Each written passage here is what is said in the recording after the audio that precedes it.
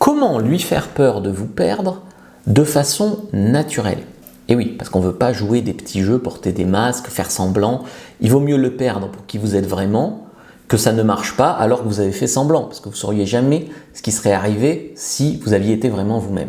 Donc on va essayer de voir comment faire en sorte qu'il ait peur de vous perdre, mais en restant vous-même, en étant naturel.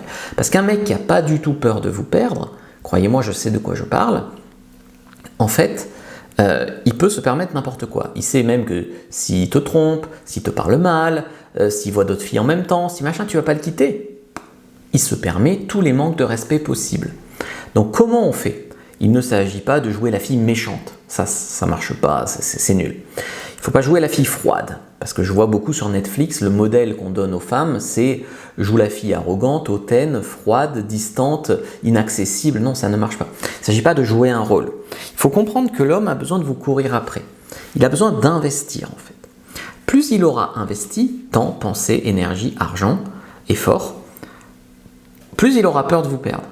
Donc chaque fois que vous lui mâchez le travail, il aura moins peur de vous perdre. S'il ne fait pas d'efforts et que vous faites tous les efforts, c'est toujours vous qui proposez de se voir, toujours vous qui payez le resto, toujours vous qui faites le déplacement, toujours vous tout ça, qui envoyez des textos d'amour, etc., eh bien, il n'aura pas peur de vous perdre. Vous faites tous les efforts, lui, il n'a rien investi, il n'a rien à perdre. Donc, il faut lui faire au moins la moitié des efforts.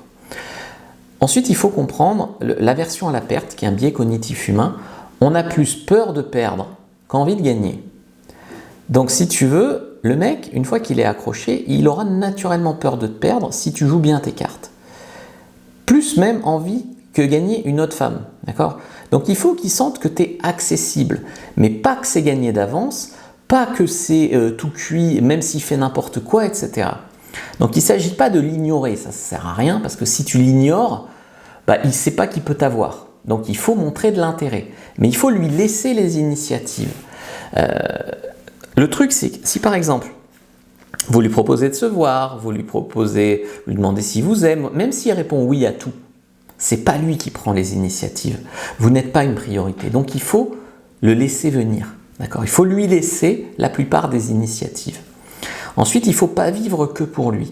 Parce que si vous voulez vivre que pour lui, ça confine à la dépendance affective. Et si vous commencez à tomber dans la dépendance affective, il va naturellement avoir envie de vous fuir. Donc, il faut que vous ne soyez pas un repoussoir. Il faut que vous soyez dans une bonne énergie, bonne vivante. Pas déprimé, pas aller mal, pas faire que des reproches, pas être très négatif, pessimiste, etc. Donc, je vous fais une fiche en lien en bio sur YouTube, commentaire épinglé si vous me regardez sur TikTok. Prenez votre fiche sur la dépendance affective qui vous aidera énormément. En fait, il faut que dans cette relation, il y ait de l'intensité. Et il faut laisser du suspense à la fin du rendez-vous. On se reverra si tu m'envoies un bon message. Tu vois, tu laisses un suspense. Tu le quittes sur une note haute. Et comme ça, il a très envie de te revoir. Et il faut que tu focuses sur le concret. Parce que j'ai des femmes qui disent on s'est vu une fois il y a 2 mois, on s'envoie plein de textos, comment faire pour qu'il ait peur de te perdre? Mais perdre quoi? Si vous ne voyez pas, il n'y a pas de concret. Donc il faut vraiment qu'il y ait du concret. Il faut que ça avance. Alors je ne dis pas que le virtuel c'est nul, on peut s'envoyer des textos, mais il faut qu'il y ait du concret. Et il faut que vous avanciez même sans lui.